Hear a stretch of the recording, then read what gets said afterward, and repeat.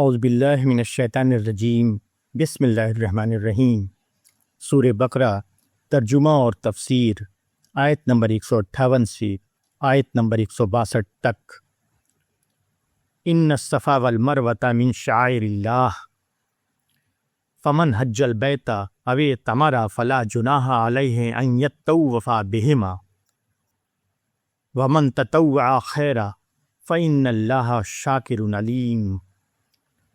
ان الذین یکتمون ما انزلنا من البینات والہدی من بعد ما بیناہ للناس فی الکتاب اولئک یلعنہم اللہ ویلعنہم اللاعنون الا الذین تابوا واصلحوا وبینوا فاولئک اتوب علیہم وانا التواب الرحیم۔ ان الذین کفروا وماتوا وهم کفار اولئک علیہم لعنۃ اللہ والملائکۃ والناس اجمعین خالدین فیہا لا یخفف عنہم العذاب ولہم ینظرون۔ سورہ بقرہ کے ان آیتوں کا ترجمہ ہے: صفا اور مروہ بے شک اللہ کی یادگاروں میں سے ہیں، پس جو شخص بیت اللہ کا حج کرے یا عمرہ کرے تو اس پر کوئی حرج نہیں کہ وہ ان کا طواف کرے۔ جو کوئی شوق سے کچھ نیکی کرے تو اللہ قدردان ہے، جاننے والا ہے۔ جو لوگ چھپاتے ہیں ہماری اتاری ہوئی کھلی نشانیوں کو اور ہمارے ہدایت کو بعد اس کے کہ ہم اس کو لوگوں کے لیے کتاب میں کھول چکے ہیں، تو وہی لوگ ہیں جن پر اللہ لعنت کرتا ہے اور ان پر لعنت کرنے والے لعنت کرتے ہیں۔ البتہ جنہوں نے توبہ کی اور اصلاح کر لی اور واضح طور پر بیان کر دیا تو ان کو میں معاف کر دوں گا، اور میں ہوں معاف کرنے والا مہربان۔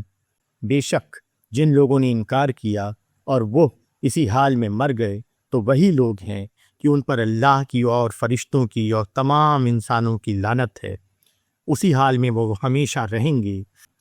ان پر سے عذاب ہلکا نہ کیا جائے گا اور نہ ان کو ڈھیل دی جائے گی۔ سورہ بقرہ کے ان آیتوں کی تفسیر ہے: حضرت ابراہیم کا وطن عراق تھا۔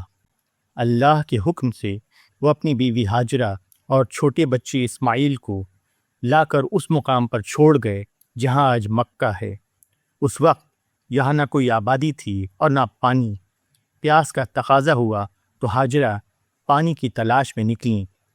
پریشانی کے عالم میں وہ صفا اور مروہ نامی پہاڑیوں کے درمیان دوڑتی رہیں۔ 7 چکر لگانے کے بعد ناکام لوٹیں تو دیکھا کہ ان کی قیام گاہ کے پاس ایک چشمہ پھوٹ نکلا ہے۔ یہ چشمہ بعد کو زمزم کے نام سے مشہور ہوا۔ یہ ایک علامتی واقعہ ہے جو بتاتا ہے کہ اللہ کا معاملہ اپنے بندوں سے کیا ہے۔ اللہ کا کوئی بندہ اگر اللہ کی راہ میں بڑھتے ہوئے اس حد تک چلا جائے کہ اس کے قدموں کے نیچے ریگستان اور بیابان کے سوا کچھ نہ رہے تو اللہ اپنی قدرت سے ریگستان میں اس کے لیے رزق کے چشمے جاری کر دے گا۔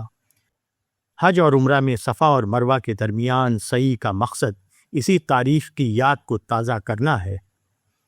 رسول اللہ صلی اللہ علیہ وسلم کی زندگی اور تعلیمات میں اللہ کی نشانیاں اتنی واضح تھیں کہ یہ سمجھنا مشکل نہ تھا کہ آپ کی زبان پر اللہ کا کلام جاری ہوا ہے، مگر یہودی علماء نے آپ کا اقرار نہیں کیا۔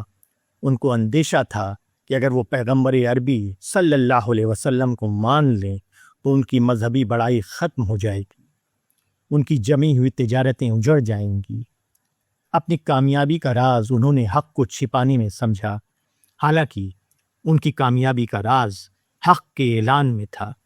حق کی طرف بڑھنے میں وہ اپنے آپ کو بے زمین ہوتا ہوا دیکھ رہے تھے، مگر وہ بھول گئے کہ یہی وہ چیز ہے جو اللہ تعالیٰ کو سب سے زیادہ مطلوب ہے۔